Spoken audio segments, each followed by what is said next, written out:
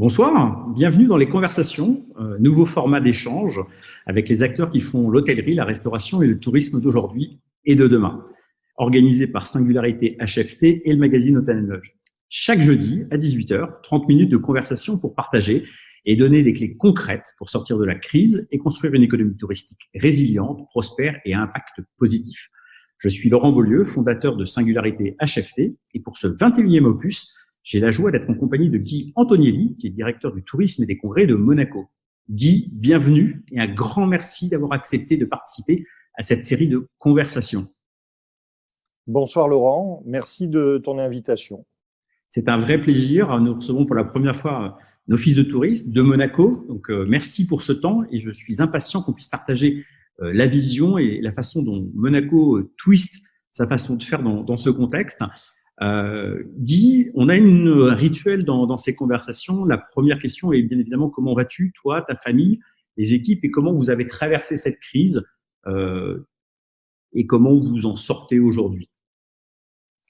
Alors, fort heureusement, je n'ai pas eu de cas dans la famille. La Côte d'Azur a été assez peu touchée, donc nous sommes heureusement peu nombreux à connaître des gens qui ont été malades. Après, le confinement a quand même été un choc. Mon épouse est enseignante, donc elle s'est retrouvée à faire son métier sans ses élèves, ce qui a été un gros problème pour elle. Elle a dû apprendre énormément de choses en très peu de temps. Et c'était une organisation à trouver parce que même au niveau du bureau, on a mis tout le monde en télétravail en une demi-journée. Ah oui. Donc, heureusement, on était assez bien équipés en matériel portable, vu qu'on est habitué à travailler en déplacement. Ça a permis de réaliser ça de manière assez souple. Mais ensuite, effectivement, il y a des problèmes de connexion, il y a des gens qui n'ont pas le bon matériel, il faut compléter, il y a des manières différentes de travailler qu'il faut mettre en place. Et c'est là que le rôle du manager est important et qu'on se rend compte très vite qu'on tient peut-être pas les choses par le bon bout, qu'il faut corriger, qu'il faut garder le contact. Voilà, ça a été, pour moi, la plus grande difficulté, c'était pas le technique au sens technologique, c'était pas le technique du métier, mais c'était arriver à garder le contact avec toutes les équipes et avec tous les partenaires de la destination.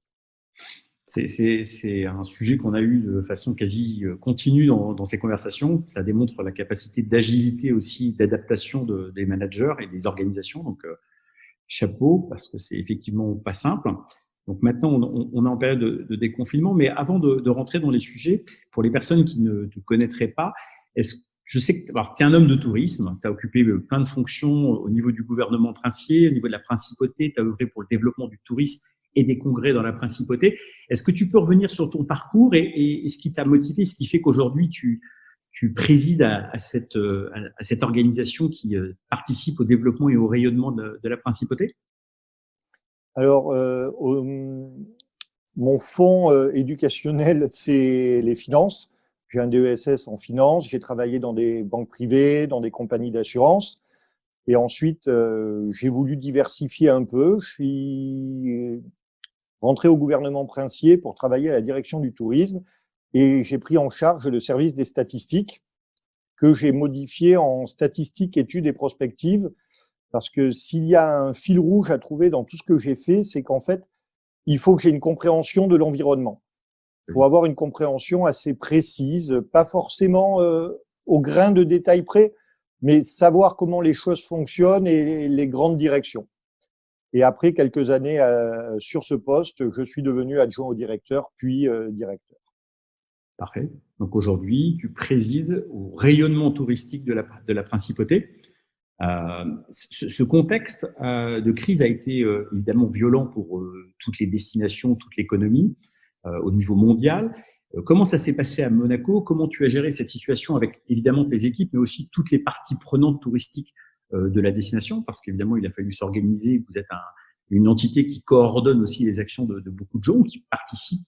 Comment ça s'est passé? Comment vous envisagez du coup la suite? Alors voilà, pour bien comprendre, il faut dire que la direction du tourisme et des congrès à Monaco a un rôle qui est celui d'un office du tourisme français. On s'occupe de l'accueil des visiteurs en principauté.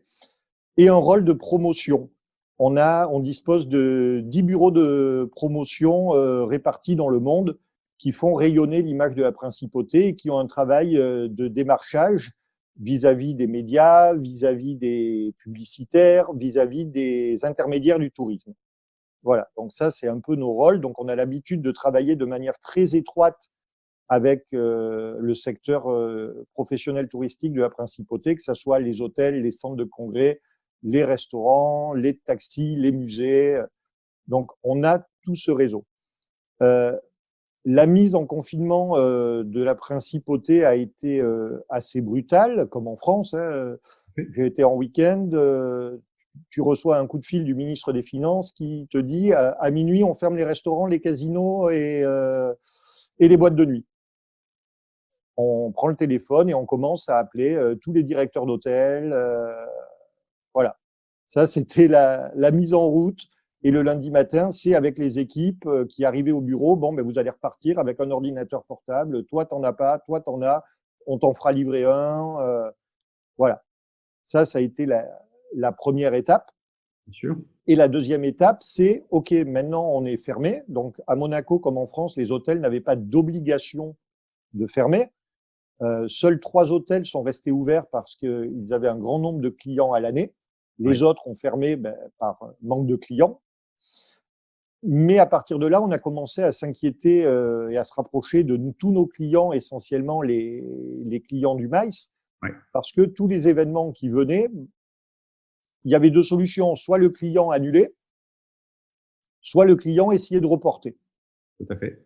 Bien entendu, dans les contrats MICE, on le sait tous, il y a des pénalités qui sont bien différentes des contrats loisirs.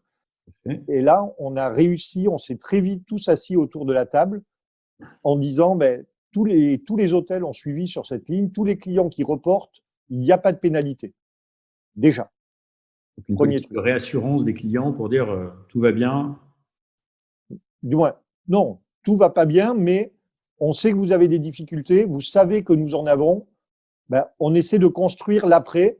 On va dire ce que vous nous avez déjà donné, on en a besoin, on le garde, mais c'est pas une pénalité, on le remet sur le prochain congrès quand vous réorganiserez votre congrès à l'automne plutôt qu'au printemps. Très clair. Voilà. Donc ça, c'était les premières actions et essayer de reconstruire un calendrier avec les hôtels et les centres de congrès pour la deuxième partie de l'année. Et ensuite, ça a été des prises de contact hebdomadaires avec tous les directeurs d'hôtels pour faire des points sur la situation et sur toutes les mesures économiques prises par le gouvernement principal. Donc, vous avez assuré une certaine cohésion, beaucoup d'échanges, rassuré d'une certaine façon vos clients sur le fait qu'il y aurait de la flexibilité pour les rassurer sur les conditions et permettre aussi d'envisager une deuxième étape.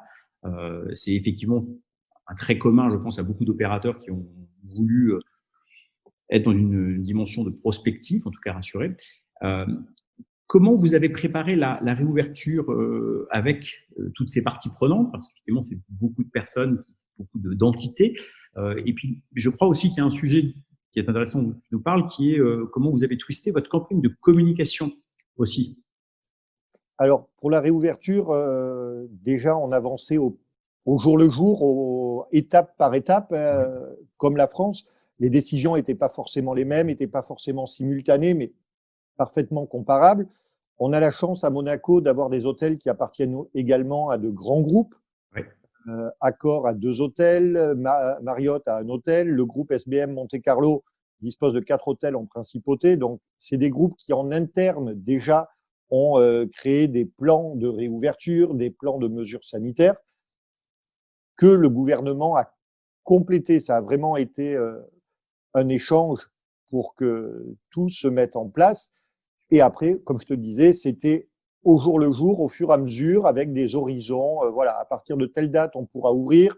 Les hôtels disent oui, mais à partir du moment où on le sait, il nous faut 1 semaine, 10 jours pour pouvoir mettre en place l'ensemble des mesures, parce que un hôtel, c'est comme un restaurant. Il faut refaire des stocks, il faut nettoyer les salles, il faut faire revenir les employés qui étaient en chômage.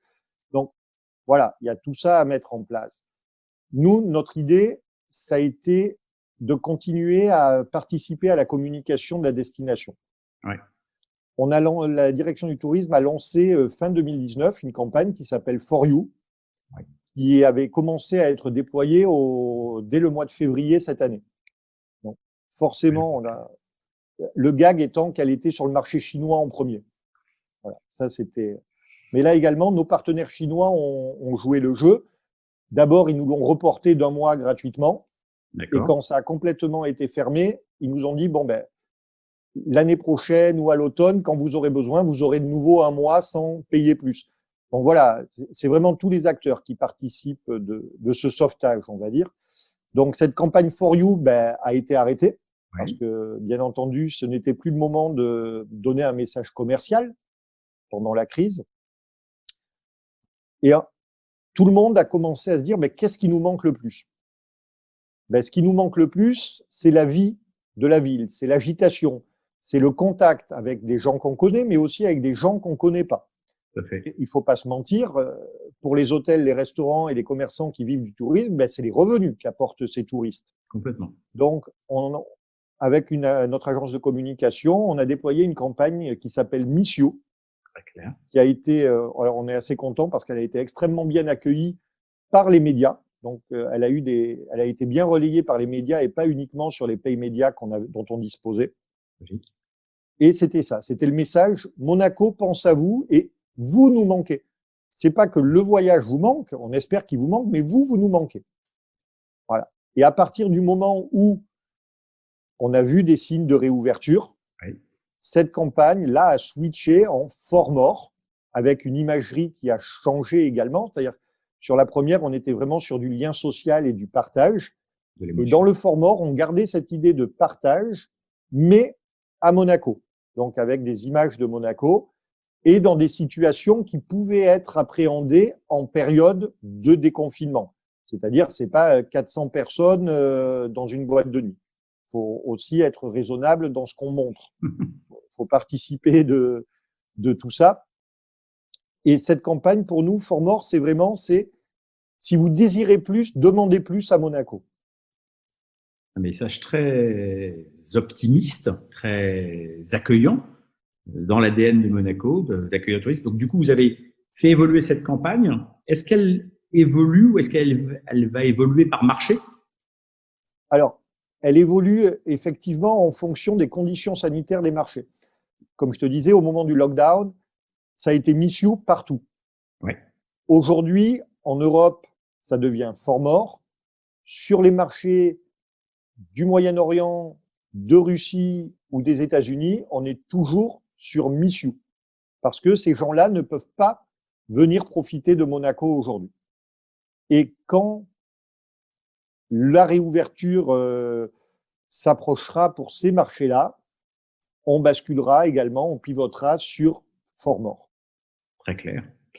Dans ce contexte, Monaco est une destination qui se réinvente de façon perpétuelle depuis très longtemps, mais qui est toujours resté fidèle à son ADN. Et c'est l'ADN qui a fait son succès, cette alchimie très singulière.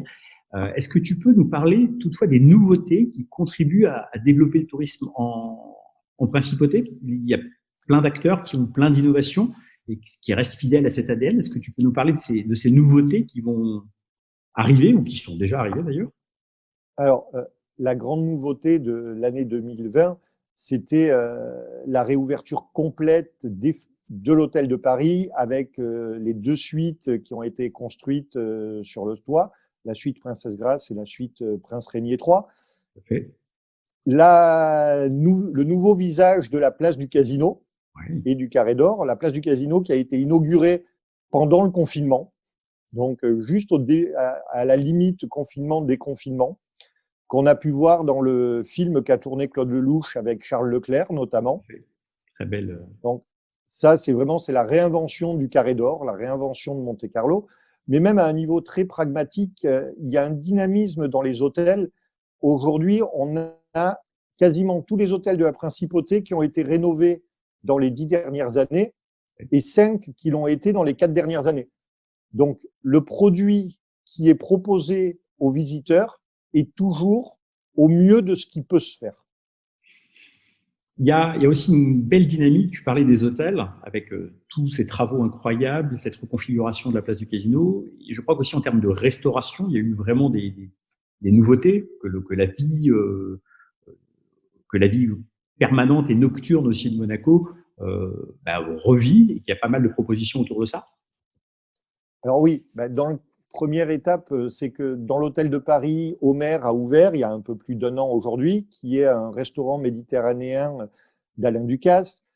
Il y a un nouveau concept dans le Carré d'Or, dans le One Monte Carlo, qui est le Madawan, qui est un snacking gastronomique de Marcel Rabin. Oui. Et puis à Monaco, il y a toujours des nouveautés. Il y a des restaurants qui se réinventent. Le Sensé est devenu la table d'Élise. Como a ouvert. Como, c'est un restaurant qui a été imaginé par Pierre Hermé et Mauro Colagreco. Dans des ruelles du quartier du Port, on a ce genre de petits restaurants qu'on ne s'attend pas à trouver à Monaco et qui apparaissent aussi. Après, il y a là où se situait Bagatelle avant, aujourd'hui a ouvert Gaïa, qui est un restaurant pareil, à l'ambiance à la fois lounge, à la fois propice au partage. C'est vraiment cette atmosphère de venir se détendre à Monaco, de profiter. Si on reste dans les restaurants, il y a Cozza, il y a toujours Koya qui est toujours là, qui a été un grand succès les étés passés.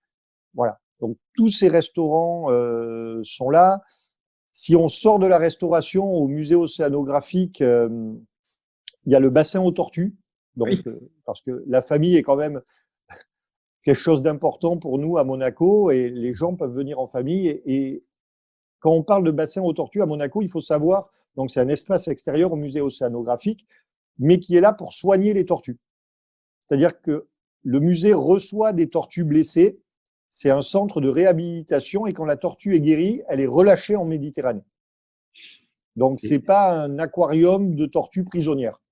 Non, c'est dans les gènes. Donc, si je synthétise, Monaco se réinvente bien. Il y a une hôtellerie large et très accueillante, une vie autour de la vie nocturne et de la restauration qui est très large et qui permet du coup à peu près à chacun de trouver un plaisir une fois ou plusieurs fois, ce qui permet aussi de revenir. Et puis, il y a la vie culturelle et la préoccupation sur la mer et le rôle aussi symbolique du musée océanographique avec cette dimension de protection. Donc, c'est évidemment conforme à l'ADN de la destination, avec toutefois tout le temps cette notion de réinvention. Quand on a préparé cette émission, Guy, tu me parlais aussi d'un point qui est extrêmement important, des fondamentaux de Monaco et de la destination, parce qu'évidemment, il y a cette activité qu'on vient d'évoquer, mais il y a aussi des fondamentaux qui ont fait le succès de la destination, et je pense que c'est bien de revenir sur cette explication de tous ces fondamentaux qui font que cette destination fonctionne aussi bien avec cette recette particulière. Je crois que tu voulais parler de l'aéroport, des liaisons, enfin, un certain nombre de sujets qui font que c'est très singulier comme proposition. Alors, il y a d'abord forcément des fondamentaux qui sont géographiques. Ouais. C'est la Méditerranée, c'est un climat très apaisant, c'est 300 jours de ciel bleu et de soleil par an. Monaco est à 2 heures, on va dire, des plus grandes cités européennes de vol par l'aéroport de Nice, qui n'est qu'à 25 km. Mais c'est surtout des propositions de services où les maîtres mots sont qualité et excellence. C'est une liaison en hélicoptère pour venir de l'aéroport à Monaco en 7 minutes. On parlait des restaurants, toujours une recherche de la nouveauté et de la qualité. Parce que c'est ça, les mots-clés de notre ADN sont excellence, qualité, réussite, succès et aussi histoire. On reste très fiers de notre histoire. Quand on dit que Monaco se réinvente, c'est jamais faire table rase du passé. C'est construire en sachant d'où on vient et surtout où on a envie d'aller. C'est pour ça que dans l'art, qui est très important et qui a été un peu mis en pause pendant cette période, même si les artistes ont fait beaucoup de performances sur les réseaux. Ben, l'art aujourd'hui est quelque chose qui redémarre. Des spectacles en plein air ont lieu à Monaco cet été, des spectacles gratuits. Il y a un nouveau directeur qui arrive au nouveau musée national, qui est un musée d'art moderne. Donc voilà, cette dynamique très importante continue à exister en principauté. Et peut-être les deux meilleurs, on parle aujourd'hui malheureusement beaucoup d'indicateurs, mais les deux meilleurs indicateurs, c'est que 80% des chambres de la principauté sont en 4 et 5 étoiles et qu'on a 7 restaurants étoilés sur 2 km². Une offre effectivement très structurée. Tu reparlais de la culture et de l'art qui sont deux composants très importants de la destination. Parfois, il y a des caricatures, mais il vient de rappeler qu'effectivement, c'est une destination artistique et culturelle où il y a beaucoup de choses. Je crois que tu voulais aussi nous parler de choses qu'on n'attend pas nécessairement, parfois par mauvais réflexe ou par image un peu tronquée, sur le Monaco inattendu. Des choses Monaco avec une destination d'escapade. Je crois qu'il y a des choses aussi qui sont intéressantes à creuser dessus, parce que parfois on a une image un peu préconçue, mais que pour autant il y a beaucoup de choses inattendues et du coup très accessibles, très simples et culturelles à faire à Monaco, seul ou en famille d'ailleurs, qu'on soit français ou étranger. Est-ce que tu peux nous en parler un peu plus? Oui, bien sûr. Ben alors, pour faire le lien est évident avec ceux dont nous parlions jusqu'à présent. Tout à C'est fait. l'art. Il y a un parcours des sculptures à Monaco avec 200 sculptures exposées en plein air. Ouais. On peut simplement, en se promenant à travers la ville, regarder des œuvres de Botero, de Vercade, de Folon, de Vasarely. Donc ça, c'est une partie que les gens ne connaissent pas. Alors, il y a deux manières de l'appréhender. Soit on se laisse surprendre au détour d'une rue, soit on suit vraiment le parcours avec un itinéraire. Pareil, Monaco, on imagine que c'est une ville très urbanisée, hein, c'est une cité-État. Malgré tout, il y a une grande proportion d'espaces verts en principauté et existe un chemin des arbres patrimoniaux pour aller se promener dans Monaco et voir des plantes spécifiques à la Méditerranée, hein, sur lesquelles on va disposer d'informations et qui peuvent également attirer les enfants. Et au-delà de ça, c'est les manières de se promener. C'est des vélos en partage aujourd'hui, c'est les monabikes, c'est des endroits un peu plus surprenants, comme les Perles de Monte-Carlo, qui est un petit restaurant. Alors, à la base, c'est une ferme. C'est une ferme ostréicole qui fait grandir des huîtres. Et bien évidemment, qui dispose d'un restaurant où on peut déguster les huîtres, mais aussi quelques plats régionaux. C'est la société Terre de Monaco qui incite les gens à transformer jardin, balcon et toit terrasse en potager. Excellent. D'ailleurs, la plupart des hôtels de la principauté disposent d'un potager et les chefs aujourd'hui font leur cuisine avec les légumes du potager de l'hôtel. Donc, c'est tous ces éléments-là qu'on essaie de mettre à disposition des visiteurs sur le site internet de Visite Monaco et qui peuvent aussi utiliser aujourd'hui. Alors, c'est très important, pendant le confinement, on a vu que les technologies étaient essentielles aujourd'hui. C'est très clair. Bien entendu, dans le tourisme, on le sait, elles le sont depuis un moment. Hein. Le tourisme a fait une mue technologique. Monaco a une appli Citymapper qui permet de se déplacer à Monaco. Tu connais la topologie de Monaco. Oui. C'est petit, mais c'est très pentu. C'est ça. Donc, il y a beaucoup d'escaliers, il y a un grand nombre d'ascenseurs publics et d'escalators. Et Citymapper va permettre aux visiteurs de se déplacer de la manière la plus souple possible en faisant la liaison entre ces cheminements particuliers et les transports en commun. Donc une vraie logique de développer le tourisme sous toutes ses facettes, et puis effectivement ces éléments parfois inattendus, ou en tout cas qui dans l'inconscient collectif viennent pas de prime abord, mais effectivement beaucoup d'offres pour la famille, pour déambuler, découvrir Monaco, découvrir la particularité aussi de ce terroir de la Riviera. Malgré tout, on est dans une destination qui rayonne au niveau mondial. Chaque année, la destination reçoit les touristes qui viennent de tous les continents, du monde entier. Et on est dans un contexte de crise qui va obliger un certain nombre de destinations, en tout cas d'acteurs, à se repositionner sur des marchés plus de proximité. tu nous parlais des campagnes dissociées tout à l'heure.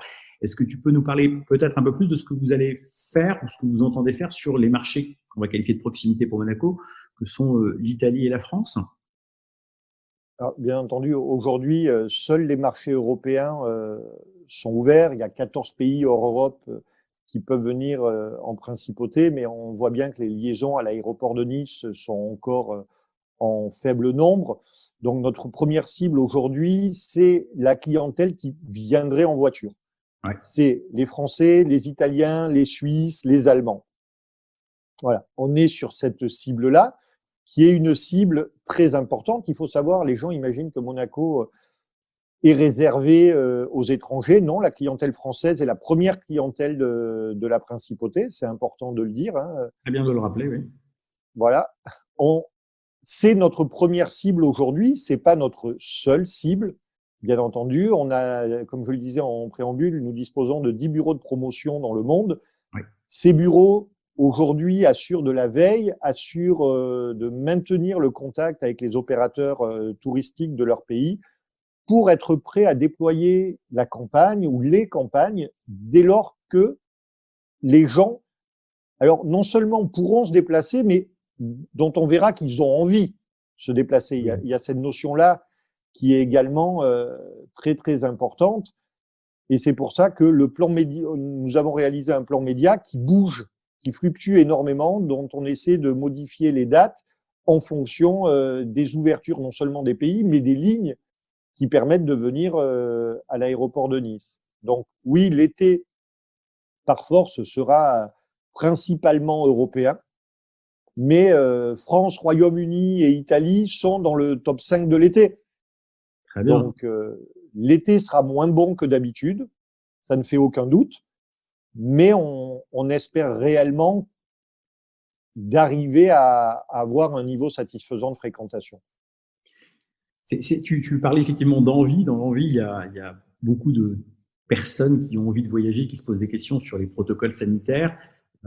Pour bien connaître la principauté, je pense que les arguments de réassurance qui existaient vont encore au-delà aujourd'hui. Est-ce que tu peux du coup remettre un petit point sur à quel point le bien-être à la fois des résidents et des touristes est un sujet en matière de protocole sur ce Covid, parce qu'il y a un travail énorme qui a été fait par tous les acteurs et par la principauté. Je pense que c'est bien aussi de repréciser ce point-là. Alors, Monaco était connu pour la sécurité. Aujourd'hui, on va essayer d'avoir de la sécurité sanitaire. L'idée, c'est que de porter à la connaissance de chacun toutes les mesures qui ont été prises par les acteurs, pas uniquement par le gouvernement. C'est pas ça l'idée. C'est vraiment de montrer que tout le monde s'est approprié le principe de précaution sanitaire. Un label va être publié dès demain par la principauté. Génial. Donc, je dis encore rien sur le nom, les logos, tout ça, parce que il va être présenté demain officiellement pour prouver que c'est pas un opérateur qui est labellisé, c'est vraiment un pays tout entier. Et pour donner la dimension des efforts que nous avons réalisés, tous les résidents et tous les salariés venant œuvrer en principauté ont été invités à se faire tester gratuitement. Donc, il n'y a pas eu d'obligation. On a environ la moitié de la population concernée qui a été testée et pour un taux de positivité extrêmement faible. Mais ça aussi, alors, j'ai coutume de dire, c'est pas fait pour le tourisme, mais ça aide le tourisme. C'est logique. C'est-à-dire, on l'a pas fait pour dire aux touristes, venez, on a testé tout le monde. Non, on l'a fait pour tester tout le monde et pouvoir identifier s'il y avait des mini-clusters, s'il y avait des gens à isoler pendant un certain temps. Mais aujourd'hui, on peut dire à nos visiteurs, mais voilà, on l'a fait, on sait comment c'est, on sait le faire, vous pouvez venir chez nous, on va vous détailler les protocoles.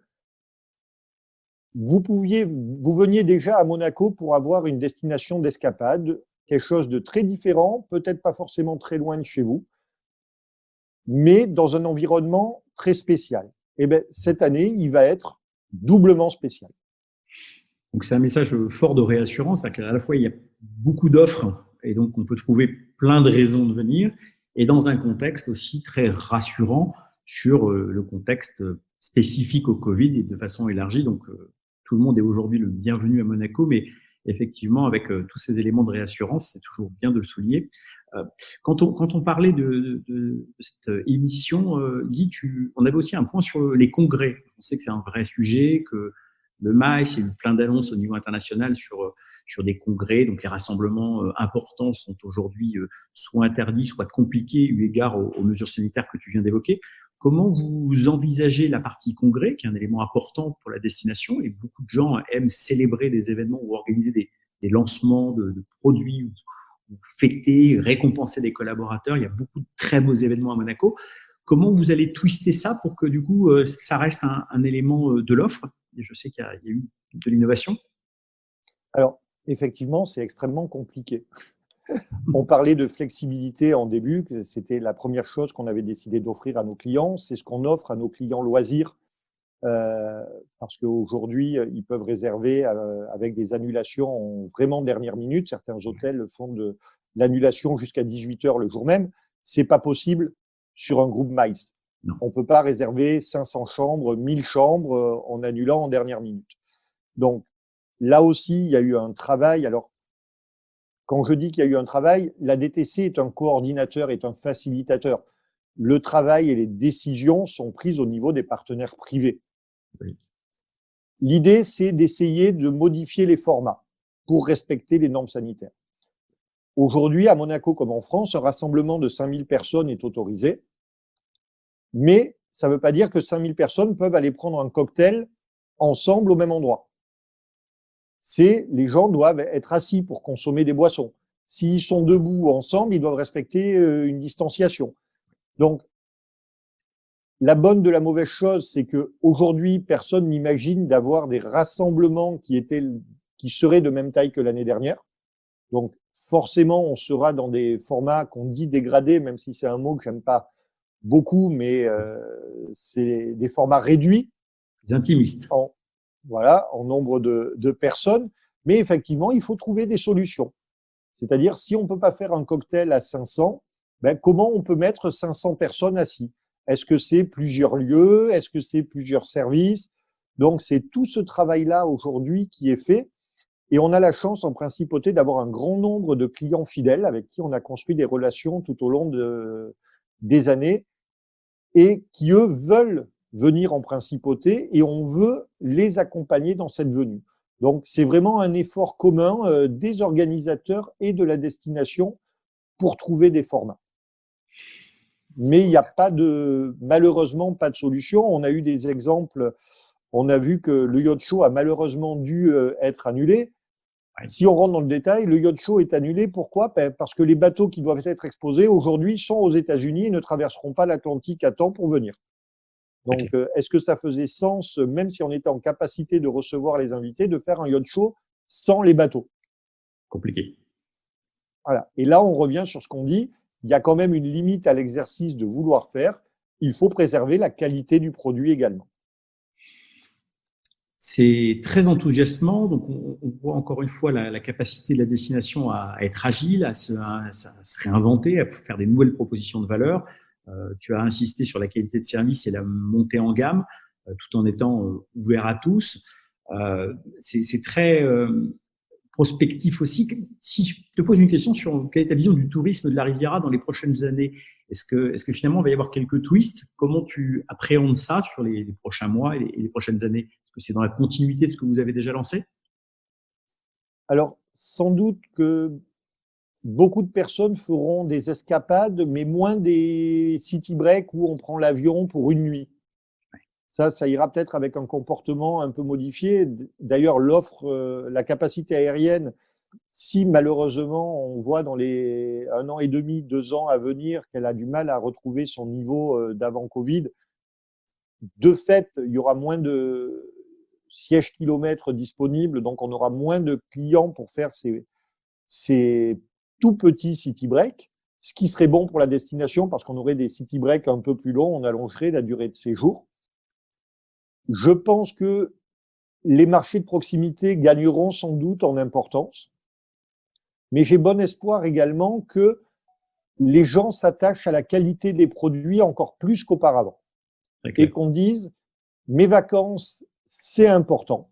Avant, c'était important, mais aujourd'hui, mes vacances, c'est important. Je sais ce que ça représente en temps, en investissement, ce que ça représente pour les gens qui vivent du tourisme. Eh ben, je vais peut-être partir un peu moins loin, mais peut-être plus longtemps, ou je vais partir plus près, mais dans une destination un peu plus chère, moins longtemps, pour profiter de la qualité qui peut être offerte par les professionnels du tourisme. C'est un point très important. Cette crise a aussi démontré les limites d'un tourisme de masse. Certaines décisions ont été prises, etc. Monaco est effectivement un cocon dans lequel il y a une attention forte sur l'accueil, la qualité de service. Il y a un autre point important à Monaco qui vient pas, qui est très travaillé, et je pense qu'il faut ressouligner un peu ça, c'est tout ce qui est attaché au, je vais appeler le développement durable. C'est un petit peu une phrase valise, mais il y a beaucoup de choses qui sont faites en principauté sur la mobilité, sur les énergies, l'alimentation, la préservation des écosystèmes. Tu en parlais tout à l'heure avec les tortues. Est-ce que tu peux nous parler un peu aussi de ça pour préciser en fait à quel point c'est un élément important et constitutif de l'offre aussi, puisque quand on fait des choix de vacances, on a peut-être aussi envie de choisir des choses qui sont vertueuses, et du coup là, la principauté s'inscrit complètement là-dedans. Alors, c'est un élément d'ADN. Les gens l'imaginent pas, mais le prince Albert Ier, au début du XXe siècle, a inventé l'océanographie moderne. Donc, et le prince Albert II, depuis son arrivée sur le trône, a donné une feuille de route à la principauté sur le développement durable. Nous avons un objectif fort qui est d'être neutre en émissions carbone en 2050. Donc, tout le pays est sur cette ligne. Forcément, l'industrie touristique, qui est consommatrice de ressources, que ça soit de l'énergie, que ça soit de l'eau, que ça soit de la nourriture, est une part importante du sujet. Oui. Même s'il y a une part qu'on ne maîtrise pas, qui est le transport pour les visiteurs quand ils viennent jusqu'en principauté, il est de notre devoir de leur offrir en principauté le meilleur. Donc, la plupart des restaurateurs s'engagent sur des circuits courts, sur des produits de saison. Mais dire des produits de saison, c'est aussi expliquer aux gens pourquoi c'est ce légume-là et pourquoi c'est pas cet autre légume-là. Donc, c'est vraiment tout ce process qui existe déjà depuis de nombreuses années. La grande majorité des hôtels de Monaco sont éco-certifiés, que ça soit Green Globe, que ça soit Green Key, que ça soit Planète 21 pour Accor. Et les Green Teams ont aussi été des interlocuteurs pendant cette crise, parce que, ben oui, on met des produits, on met des virucides partout, mais à un moment, on va regarder ce qu'il y a dans les virucides aussi. Donc, on est en train de se rendre compte, tout le monde parle des masques qu'on retrouve un peu partout. Oui. Ben, voilà, c'est un problème qu'on ne devrait même pas avoir, mais qui fait partie de l'éducation et qui fait partie des engagements du pays. Donc, c'est très important. Et pour moi, aujourd'hui, ça fait partie de la qualité. Parce que respecter aujourd'hui l'environnement, c'est respecter notre qualité de vie de demain ou notre qualité de santé de demain. Donc, cet engagement continuera. En fait, je ne peux pas dire qu'il nous a fait switcher à Monaco. Il va continuer. Il va continuer, il va s'amplifier. C'est un élément important, effectivement, de choix peut-être demain pour des clients, des visiteurs. La nouvelle génération, les millennials sont attachés à ça, donc c'est des éléments effectivement qui sont sur le bon chemin. Quand on voit le contexte, Guy, il y avait évidemment, vous aviez lancé un certain nombre de projets, il y en a qui étaient en cours, d'autres qui sont à venir. Est-ce que le contexte a changé? Vous dites que vous allez changer la façon de conduire un certain nombre de projets, ou vous étiez déjà inscrit dans cette dynamique et aujourd'hui, ça vient conforter des prises de position ou des anticipations que la principauté avait eues? Alors, ça conforte certaines prises de position, notamment que la direction du tourisme doit être une organisation qui s'occupe du marketing de la destination réellement. Et là, les liens avec l'ensemble des acteurs de la destination sont primordiaux.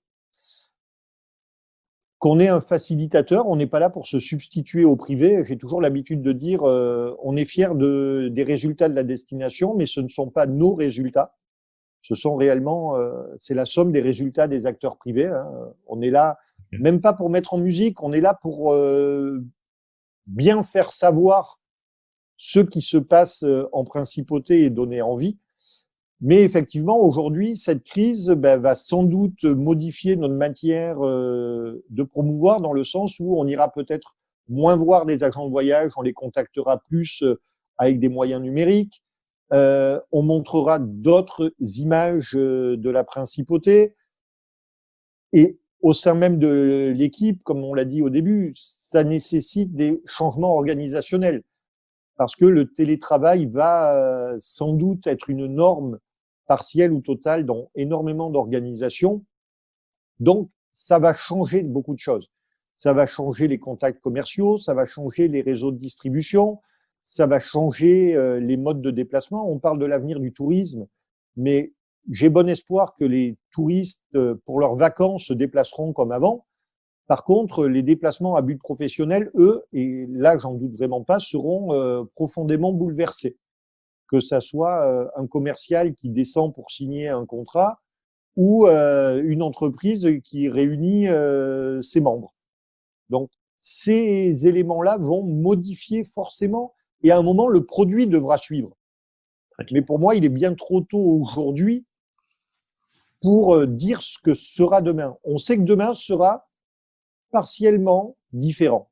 À quel niveau placer le curseur, du partiellement, c'est très difficile. Par contre, ce dont on est certain, c'est que les moyens de promotion vont sans doute devoir être redistribués différemment à l'échelle de la planète. Ça, c'est certain. Mais c'est une réflexion aujourd'hui. Il n'y a pas d'action autre que celle de très court terme qui est sur cet été et cet automne qui va être engagée immédiatement. Donc, vous laissez le temps de voir quel sera le contexte de la saison et puis ce qui se profile pour les prochaines périodes. Il y a un sujet que je trouve intéressant si on se projette un peu en termes de prospective, et tu as déjà dit beaucoup de choses, à quoi ressemblerait l'hospitalité de demain? Tu as bien évoqué la notion de service, la montée en gamme, l'importance de la qualité aussi d'accueil des clients, le développement durable. Est-ce qu'il y a d'autres éléments qui, pour toi, seront significatifs d'une hospitalité de demain? Évidemment, on ne peut pas savoir ce qui va se passer dans les mois à venir, mais j'imagine que tu as un point de vue là-dessus.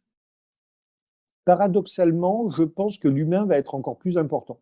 Ouais. On parlait beaucoup ces dernières années de concierge numérique, d'app, en pensant que ça allait remplacer l'humain. Alors, je pense pas qu'il y aura moins d'app, qu'il y aura moins de menus numériques, qu'on pourra faire son room service, son check-in par le net ou par une appli. Je pense que ça va continuer à se développer. Mais les gens ont compris que ça ne doit pas être au détriment du contact humain. Il faut vraiment que les deux coexistent. Et voilà, il y a un élément, c'est celui-là, et l'autre, on en a déjà parlé, c'est la qualité. Ouais. Et j'ai bon espoir que et les professionnels et les clients comprennent que l'avenir du tourisme est dans la qualité. Parce que faire des produits à bas coût qui ne satisfont pas le client et qui ne permettent pas aux producteurs de vivre correctement, c'est sans avenir. On le voit à chaque crise, les acteurs qui se sont retrouvés dans ce modèle-là sont les premiers à disparaître, en entraînant une casse sociale très importante. Donc, et on l'a vu même dans des pays en développement, les pays où le tourisme, alors hors Covid, se portait le mieux, c'était par exemple le Costa Rica qui avait fait le choix de séjours éco-responsables dans des hôtels lodge.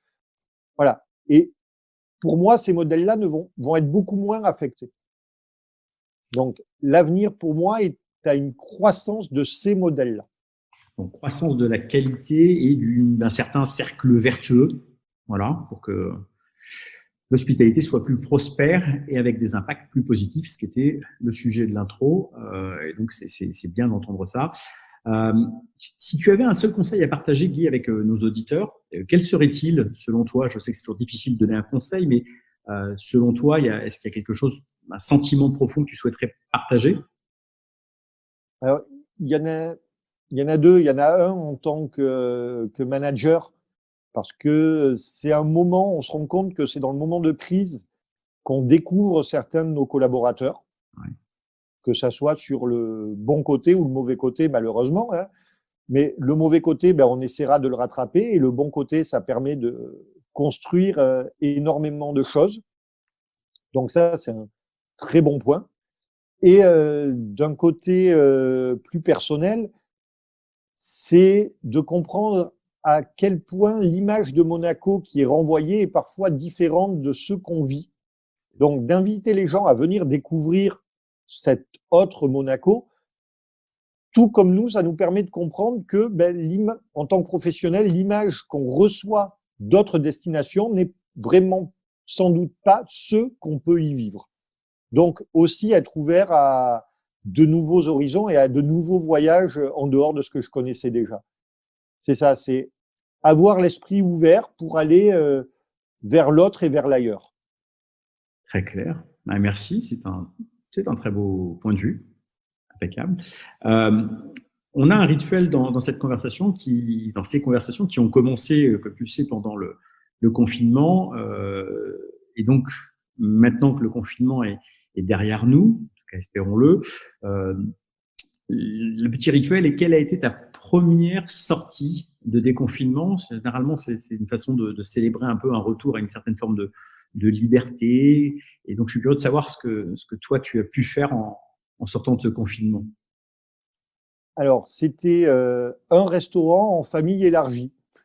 C'était pas juste ma femme et mes enfants avec qui on avait vécu forcément ensemble, serrés pendant 2 mois, mais c'était également avec les grands-parents, les cousins. Un restaurant comme ça, dès lors qu'on a pu le faire, qu'on a pu mettre assez de gens aux tables ou de se retrouver dans un resto en même temps, même si on n'était pas aux mêmes tables. Et après, professionnellement, c'était important parce que ça permet d'aider aussi le secteur à redémarrer. Ça aura été un fil rouge aussi pendant ces conversations, avec cette façon de sortir de confinement et de célébrer le retour à pouvoir partager avec des amis, la famille autour d'une table, ce symbole du partage. Et je trouve que ça marque bien notre besoin collectif de se retrouver, de célébrer les choses. Voilà, on va arriver à la fin de cette conversation. Guy, je voudrais te remercier vraiment d'avoir pris le temps de partager avec nous ta vision et de donner aussi un éclairage un petit peu plus, un peu différent sur cette magnifique destination qu'est Monaco.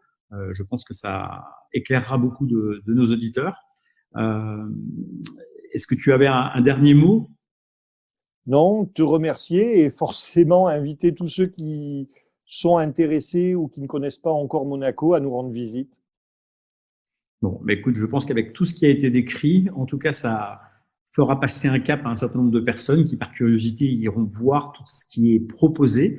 On arrive donc à la fin de cette conversation. Je tiens à remercier le magazine Hotel & Lodge qui nous permet d'organiser ces conversations depuis le début, et Jérôme G en particulier. Quant à nous, nous vous donnons rendez-vous le jeudi 16 juillet avec Yannick Gavel, qui est cofondateur et directeur général d'Hôtel et Préférences, qui sera interviewé par Pascal Boissier de l'équipe Singularité HFT. D'ici là, continuez à prendre soin de vous, profitez, allez découvrir Monaco, et cette vidéo sera proposée donc en replay aussi sur toutes les chaînes d'Hôtel & Lodge. Je vous souhaite une excellente journée, et Guy, à très bientôt à Monaco donc. À très bientôt, Laurent. Merci, au revoir.